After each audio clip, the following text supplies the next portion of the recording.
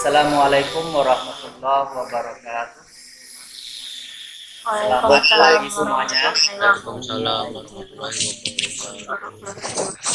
wabarakatuh. Kemudian yang tidak bicara, silakan di mute suaranya ya. Syukur alhamdulillah. Mari sama-sama kita ucapkan kehadiran Allah Subhanahu wa taala yang mana pada hari yang berbahagia ini, hari Jumat 22 Oktober 2021, kita berada dalam keadaan sehat walafiat sehingga kita bisa mengikuti pembelajaran PPKN dengan baik dan sungguh-sungguh. Untuk itu, baiklah kita mulai pembelajaran kita. Mudah-mudahan pembelajaran kita lancar dari awal sampai akhir sehingga tujuan pembelajaran yang diharapkan dapat tercapai. Untuk itu, kita minta ketua kita untuk memimpin doa kepada siswa kita. Randy, kami persilakan. Baiklah, untuk memulai pembelajaran Google Meeting ini, marilah kita berdoa menurut pada kepercayaan kita masing-masing. Doa mulai. Berdoa selesai. Oke, terima kasih Saudara Randy. Sebelum kita memulai belajar, Bapak ingin mengatakan kepada kita semua bahwa pokok bahasan kita pada hari ini adalah tentang makna tata urutan peraturan perundang-undangan di Indonesia. Oke, pertama sekali di sini ada kompetensi dasar dan indikator pencapaian kompetensinya. Jadi ini adalah dasar untuk Bapak untuk membuat tujuan pembelajaran yang harus kita capai pada pagi hari yang berbahagia ini. Sebelum lebih lanjut kita mengutarakan tujuan pembelajaran kita pada pagi hari ini, yaitu ada pertanyaan singkat. Silakan siswa sekalian boleh mengungkapkan apa sebetulnya pendapat mereka berkaitan dengan soal yang Bapak utarakan ini. Yang pertama, mengapa kita membutuhkan suatu aturan dalam menjalankan kehidupan? Supaya hidup aman dan damai tanpa ada keributan. Iya, ada yang lain? Karena jika kita tidak mempunyai aturan dalam menjalankan kehidupan, akan kemungkinan besar kita tidak akan mempunyai masa depan yang baik. Iya, karena kalau kita tidak ada aturan yang akan mengatur kehidupan kita, terjadi kekacauan atau ketidaknyamanan. Kemudian kita lanjut yang kedua, apa manfaat menaati aturan yang berlaku? Apa manfaatnya apa?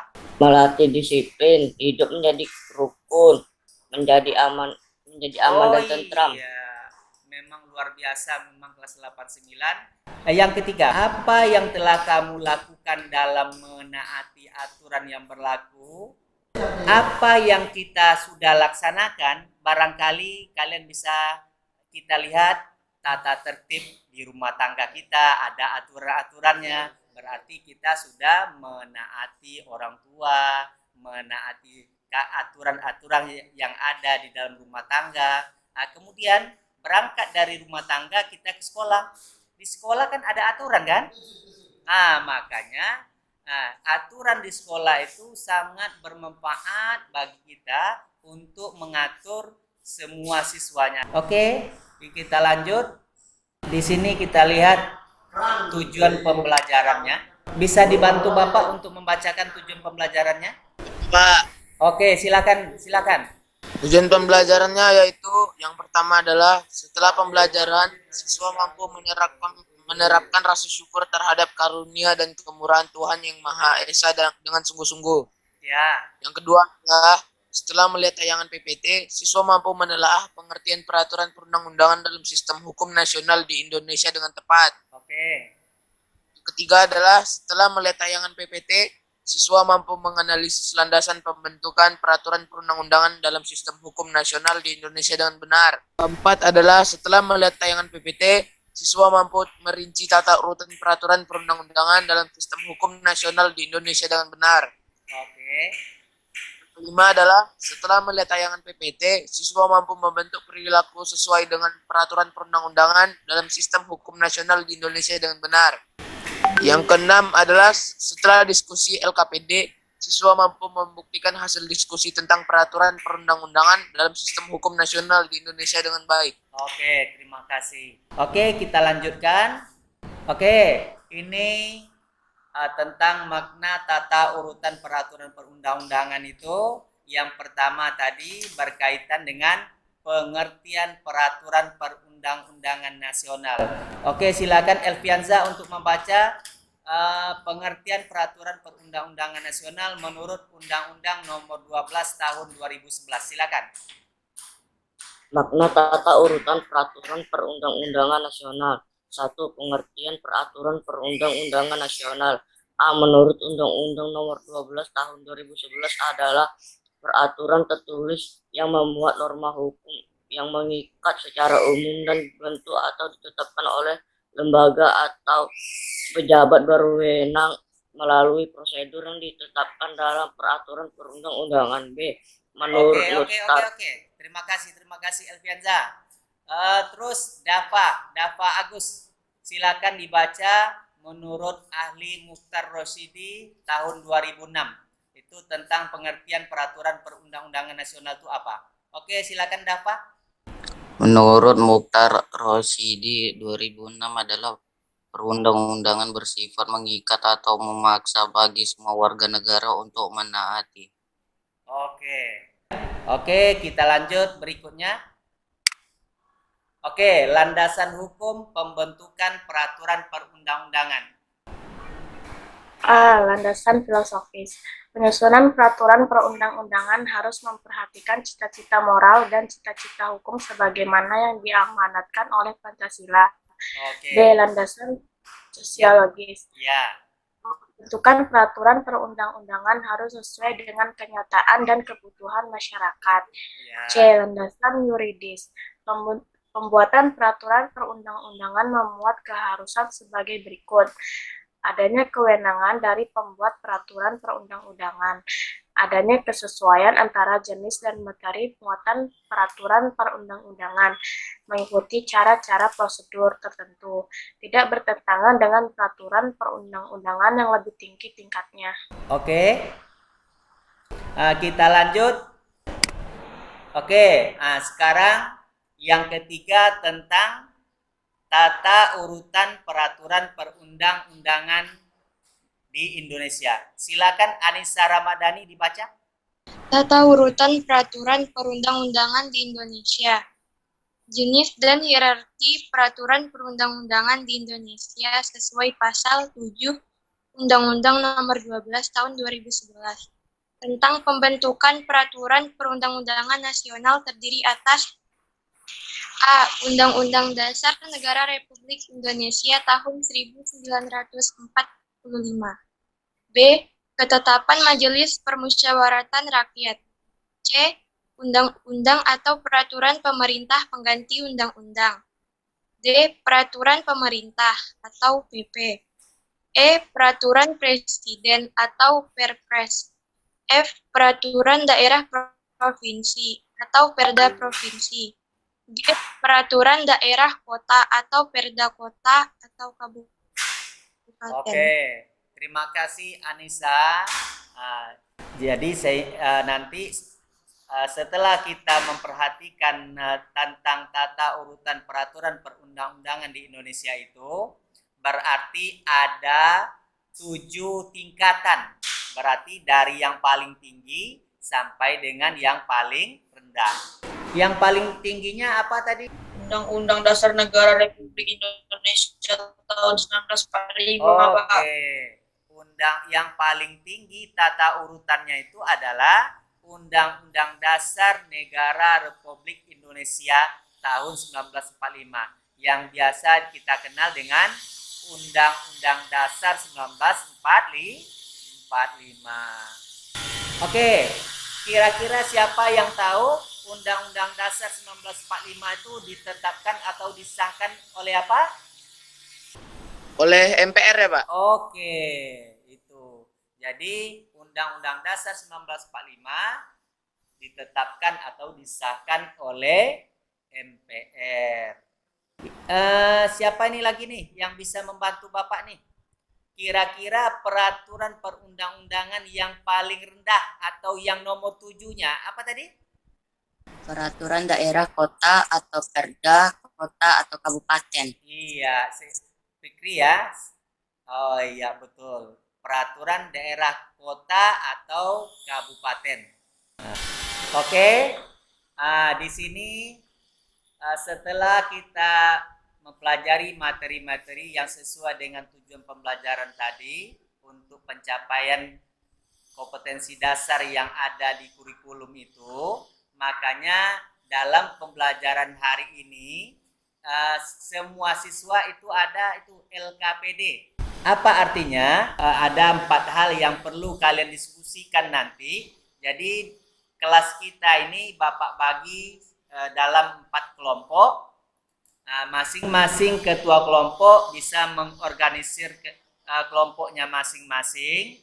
Jadi kelompok 1 membahas tentang yang nomor 1, kelompok 2 membahas tentang LKPD yang kedua, kelompok 3 membahas LKPD yang ketiga, kemudian kelompok 4 membahas LKPD yang keempat. Kemudian hasilnya nanti dilaporkan di Google Classroom-nya. Jadi di sana nanti ada penilaian tugas. Oke? Kira-kira sampai di sini ada yang perlu dipertanyakan?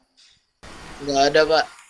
Kalau tidak, kita berkewajiban untuk menyimpulkan pembelajaran kita. Oke? Untuk kesimpulan, yang pertama pengertiannya, yang kedua landasan hukumnya, yang ketiga tata urutannya, yang keempat contoh perilaku yang sesuai dengan peraturan perundang-undangan itu. Oke, sekarang begini aja. Masing-masing bertanggung jawab untuk biar sesuai dengan kelompoknya masing-masing. Oke, kita mulai dari kelompok 1. Pengertian peraturan perundang-undangan. Ya. Menurut UU nomor 12 tahun 2011 adalah peraturan tertulis yang memuat norma hukum mengikat secara umum yang dibentuk atau ditetapkan oleh lembaga negara. Oke, itu memang sesuatu yang bagus memang, tetapi ada sedikit kekurangannya Randy ya. Kalau kita membaca itu bukan UU ya, tapi undang-undang. Nah gitu ya. Jadi lain kali, tapi kalau sekarang udah oke, udah betul itu. Oke, kita lanjutkan kelompok 2. 1. Landasan filosofis. Landasan filosofis adalah penyusunan peraturan perundang-undangan harus memperhatikan cita-cita moral dan cita-cita hukum sebagaimana yang diamanatkan oleh Pancasila. 2. Landasan sosiologis adalah pembentukan peraturan perundang-undangan harus sesuai dengan kenyataan dan kebutuhan masyarakat. 3. Landasan yuridis.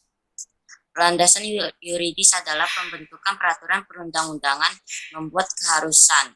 Oke, lanjut yang kelompok 3. Silakan. 3. Merinci tata urutan peraturan perundang-undangan nasional di Indonesia. Ada 7. 1. Undang-Undang Dasar Negara Republik Indonesia tahun 1945. 2. Ketetapan MPR. 3. Undang-undang atau peraturan pemerintah perundang-undangan. 4. Peraturan pemerintah. 5. Peraturan Presiden. 6. Peraturan daerah provinsi. 7. Peraturan daerah kabupaten atau kota. Oke, mohon maaf ya, itu yang disampaikan sudah betul, tapi yang ketiga itu membacanya kurang tepat ya. Jadi Bapak ingin luruskan biar kita jelas semua. Itu yang ketiga itu adalah, perhatikan semua ya, undang-undang atau peraturan pemerintah pengganti undang-undang. Gitu ya. Oke, lanjut yang sekarang yang kelompok 4. Kalau di lingkungan keluarga itu bersikap sopan dan santun kepada orang tua. Iya. Kalau di lingkungan sekolah itu mematuhi aturan sekolah, menghormati guru dan teman juga, piket kelas, tekun belajar. Kalau di masyarakat kita tidak boleh berbuat onar. Kita harus mematuhi aturan yang ada di sekitar masyarakat itu. Oke, terima kasih. Memang luar biasa, memang Habib nih ya. Oke, jadi untuk yang lain, sesuai dengan tujuan pembelajaran yang kita utarakan tadi, dapat kita pahami bersama, sehingga nanti bisa kita aplikasikan dalam kehidupan. Jadi kalau seandainya ada ulangan atau ada ujian, kita sudah mesti dapat menjawabnya. Oke, sebelum pelajaran kita tutup, materi-materi atau tujuan pembelajaran kita itu kita pelajari ulang. Kemudian sesuai dengan tugas LKPD tadi, silakan nanti dikirimkan lewat Google Classroom-nya. Nanti akan Bapak cek kelompok mana yang sudah oke. Jadi seluruh kelompoknya agar aktif semua anggotanya. Sebelum kita tutup, marilah berdoa menurut ajaran agama kita masing-masing. Berdoa dimulai. Oke, demikian, terima kasih. Mohon maaf apabila percakapan atau kata-kata Bapak tidak berkenan di hati siswa sekalian. Bapak sekali lagi mohon maaf. Demikian, terima kasih. Assalamualaikum warahmatullahi wabarakatuh. Waalaikumsalam warahmatullahi wabarakatuh. Selamat siang semua. Pak.